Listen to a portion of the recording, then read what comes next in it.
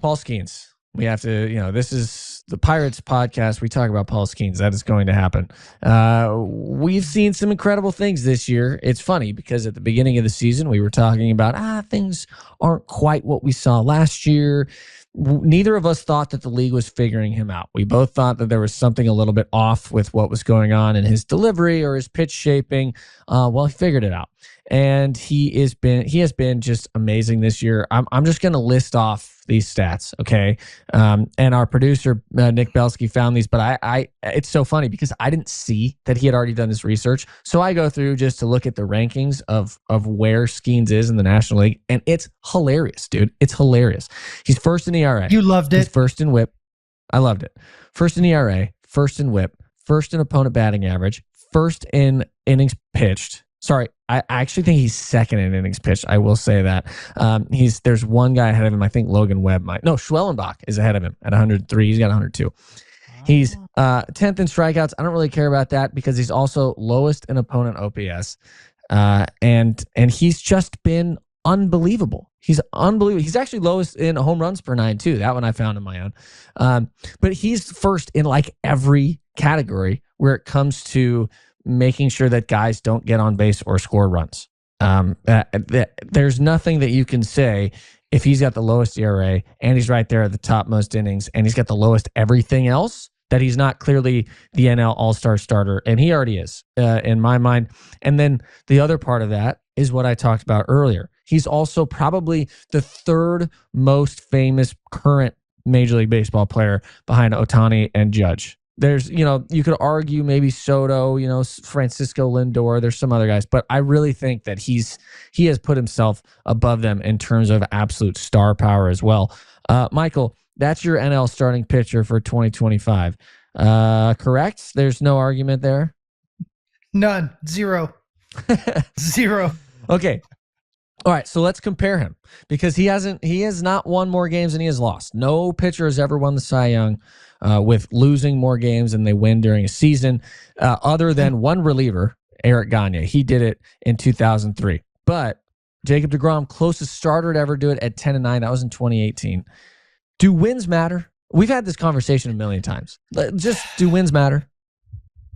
Yeah, I'm never going to say it doesn't because my entire career was based around winning the game. So yeah, it's hard to say that. Do I feel like the pitcher has as much control over it? No. Back in the day, a pitcher would go 7 innings, give up 5. And I think it's just so different. It's hard to quantify wins now. I mean, in my opinion, 4 innings is a start now, on average. Yeah. Getting into the 5th is a bonus a lot of times for a lot of these teams. So it's hard for me to say that it's the same by it because the game so much. I mean, we've watched games where guys start, they throw 3 innings because they're quote opener, then throw 1 inning. We've seen them throw 2 innings. Just don't see the same amount of guys pitching deep into ball games. So they lose the opportunity to win. And with Paul Skenes in mind, think about when he's lost some of these games. They've been in the 7th and 8th inning where most guys don't even touch, which stinks. But reality of it is he gives up 1 run and he loses the game. I mean, it's really tough because, I mean, if he's on the Dodgers, and I hate to say that, it kind of just hurts my soul, but he probably hasn't lost a game. I mean, that's the reality. Right. So you got to look at it for what it is. I think it's really changed. My baseball soul will always say wins matter.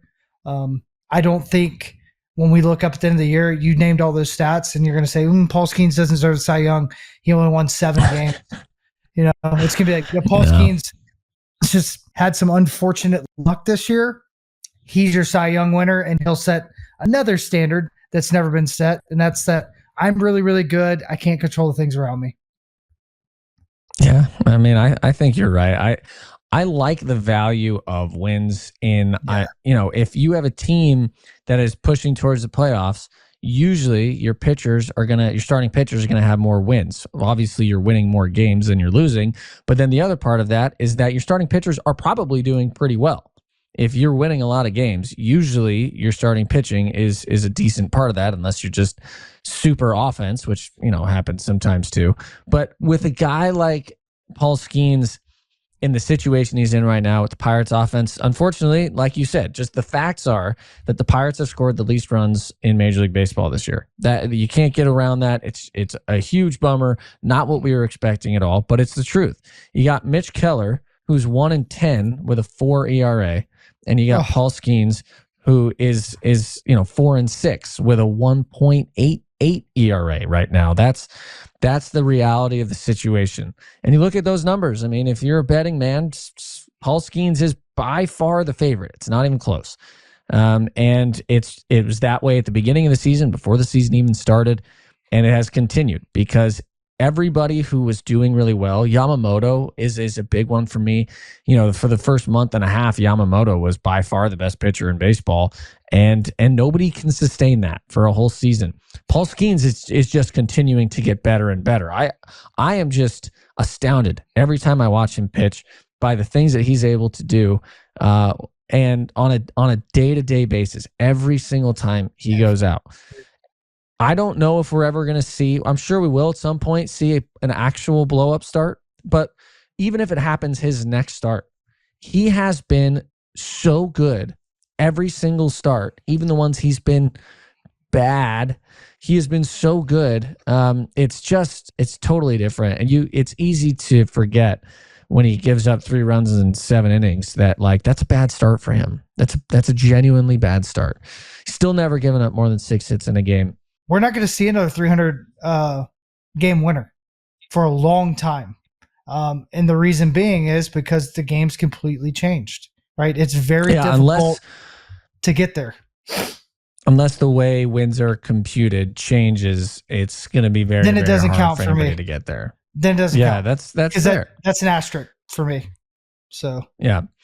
I mean, if you think about the way that pitching was done, back when guys were getting 30 wins a season, 40 wins a season back in the day, it was just a different thing. And they were pitching more often. They were pitching deeper into games. It's interesting to see what's valued now and how it's different. We talked yesterday, we were explaining to one of our guys at the studio about how wins work, getting wins, right? If you're a starter, you got to go 5, and you got to be with the lead when the game ends. When you leave the game. As a reliever, after that, there is no real set rule. It's pretty much usually enforced that the guy who is in the game when the team takes the lead gets the win. That's pretty much 99.9% of the time. That's what you're going to see happen. However, that's not the rule. The rule is at the official scorer's decision. That is his discretion as to who gets that win if it's not the starting pitcher. But there are pretty hard, barriers going down the gutters. What are they called? Bumpers going down the gutters. If we're going to use a bowling never lane. Use those, Steven. You got to stay. Bowl like a champion. I'm a big bumper guy. Just let me go bowl at 280. All right. I don't need. I need the confidence. But yeah. So it'll be interesting to see if that ever changes.